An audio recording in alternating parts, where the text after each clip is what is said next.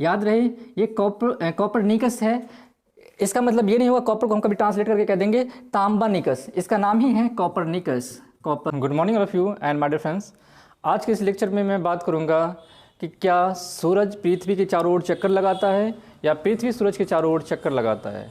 तो ये कैसे इसका डेवलपमेंट हुआ, विकास हुआ, फादर ऑफ ज्योग्राफी कौन कहलाता है, या हम फादर ऑफ अभी के टाइम में हम ऐसा क्यों मानते हैं कि सूरज ही सेंटर में है और अर्थ उसके चारों ओर रोटेट करता है। क्या वो एलिप्टिकल पाथ में रोटेट करता है या वो सर्कुलर पाथ में रोटेट करता है। इसी के बारे में हम फिजिक्स के साइंस के हिसाब से मैं सर्च करने की कोशिश करूँगा। तो हम जानते हैं कि सबसे पहले जो सूरज को देखा किसी ने कि मॉर्निंग सुबह होता है तो सूरज पूरब की ओर होता है, फिर दोपहर में देखा तो जब बीचों बीच था, फिर जब शाम का टाइम हुआ तो उन्होंने देखा कि सूरज पश्चिम को चला गया। तो एक बंदे ने कहा कि इसका मतलब सूरज चलता है और उन्होंने एक थ्योरी दे दिया कि अर्थ सेंटर में है और सूरज उसके चारों ओर रोटेट करता है, जो कि जियोसेंट्रिक थ्योरी कहलाई। चूँकि अर्थ सेंटर में है और उसके चारों ओर सूरज चक्कर लगा रहा है, इसलिए ये थ्योरी कहलाई जियोसेंट्रिक थ्योरी, जो कि बाद में जाके चेंज हो जाएगा। और जो अभी हम पढ़ रहे हैं कि अर्थ जो है उसके चारों ओर तरफ रोटेट करता है और सन सेंटर में है, वो बाद में आएगा। तो सबसे पहले किसने कहा, मैं देखता हूँ। जैसा कि कहा कि अर्थ सेंटर में है, EARTH, अर्थ मतलब ज़मीन या पृथ्वी, राइट।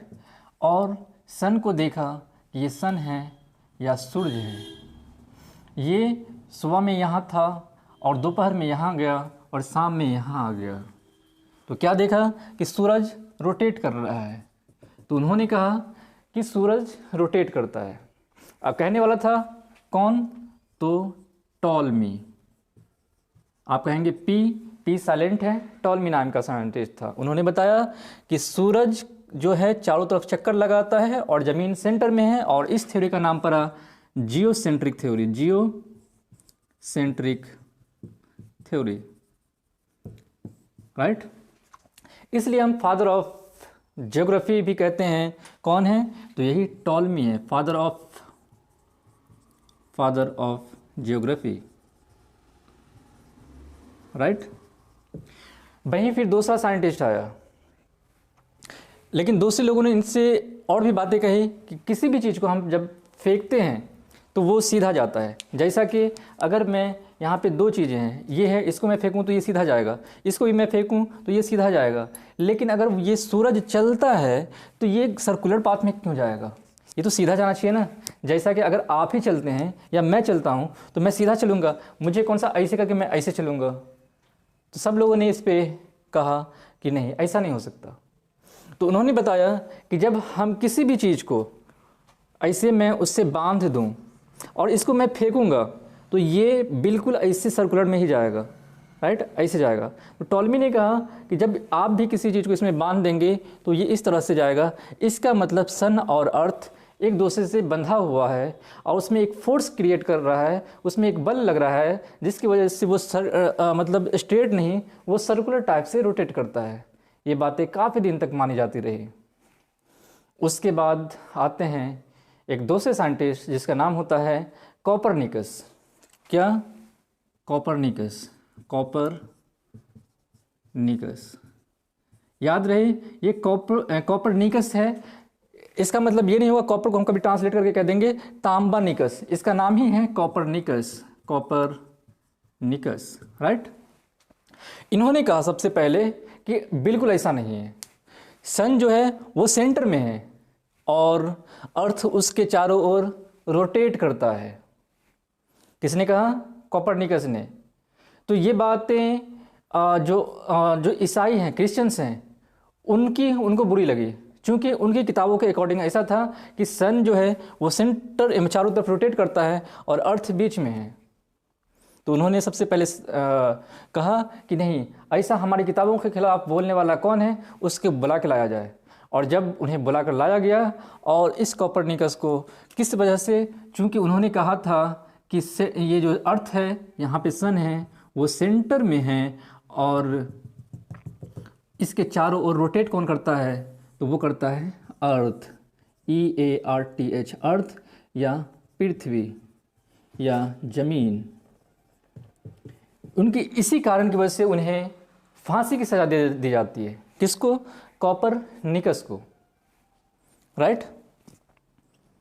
उसके बाद दूर दूर तक कोई कहने वाला नहीं होता कि सन, चूँकि ये कोपरनिकस ने पहले क्या कहा था कि सन सेंटर में है, इसलिए इसका नाम पड़ा कि सन को हम हीलियो भी कहते हैं, और हीलियो सेंटर में है, इसलिए इसका नाम पड़ा हीलियोसेंट्रिक थ्योरी, हीलियोसेंट्रिक थ्योरी। उसके बाद जितने भी साइंटिस्ट आए, चाहे वो केपलर हो, चाहे वो टाइको ब्रहे हो, या वो आर्यभट्ट हो, सब यही कहेगा कि सन सेंटर में है और उसके चारों ओर रोटेट करता है, तो वो अर्थ करता है। जैसा कि आर्यभट्ट ने कहा था कि हमारी किताबों के अकॉर्डिंग, जैसा कि ऋग्वेद में दिया हुआ है कि सन है सेंटर में है और अर्थ जो है उसके चारों ओर रोटेट करता है, जो भारत का था। बाकी जितने सारे यूरोपियन कंट्री के, सबका यही कहना था। तो इसी में एक और साइंटिस्ट था जिसका नाम था गैलीलियो। जब गैलीलियो की बारी आएगी तो गैलीलियो से पूछा जाएगा कि अच्छा बताइए कि सन सेंटर में है या अर्थ सेंटर में है, तो गैलीलियो जवाब देगा कि सन जो है वो सेंटर में है और अर्थ उसके चारों तरफ रोटेट करता है। ये बात फिर बुरी लगेगी किसको? क्रिश्चियंस को। और फिर उसे बुलाया जाएगा कि आइए। जब वो फिर उनके पास जाएंगे तो ये बिल्कुल डिप्लोमेटिक आंसर दे देंगे और कहेंगे बिल्कुल ऐसा नहीं, मैंने कब कहा, मैं तो यही कहता हूँ कि सन जो है चारों तरफ रोटेट करता है और अर्थ सेंटर में है। और फिर ये जेल से निकल कर बाहर आ जाते हैं। फिर जब वो बाहर आते हैं फिर उनसे सवाल किया जाता है क्या सन जो है सेंटर में है, तो कहता है हाँ सन सेंटर में ही है, मैं वहाँ पर डर से बोल दिया बचने के लिए।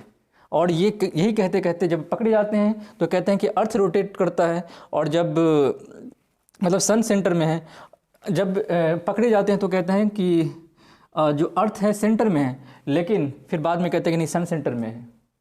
उसके बाद तीसरे आते हैं टाइको ब्रहे, फिर आते हैं केपलर आते हैं, सबका यही कहना होता है। फाइनली हम यही अभी तक पढ़ते आ रहे हैं कि सन सेंटर में है और उसके चारों तरफ जो जितने सारे वो प्लैनेट हैं वो अपने इलिप्टिकल पाथ में रोटेट करता है। कैसे रोटेट करता है तो आप यहाँ पे देख सकते हैं, राइट। इन्हीं चीज़ों के बारे में मैं बाद में देखूंगा।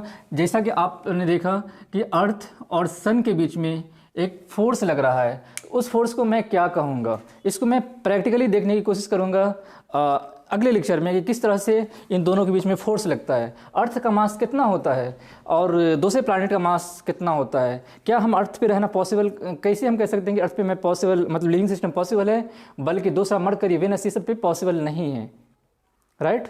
ये सब मैं अगले लेक्चर में जानने की कोशिश करूँगा।